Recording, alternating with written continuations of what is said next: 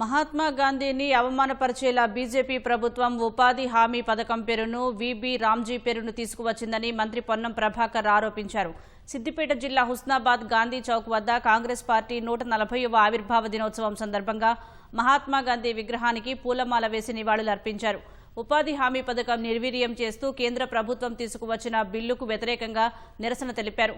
కేంద్ర ప్రభుత్వ నిరంకుశ వైఖరికి నిరసనగా రేపు రాష్ట్ర వ్యాప్తంగా గాంధీ ఫోటోలు పెట్టుకుని ఉపాధి కార్యక్రమాలు చేస్తూ బిల్లుపై నిరసనలు చేయాలని పిలుపునిచ్చారు.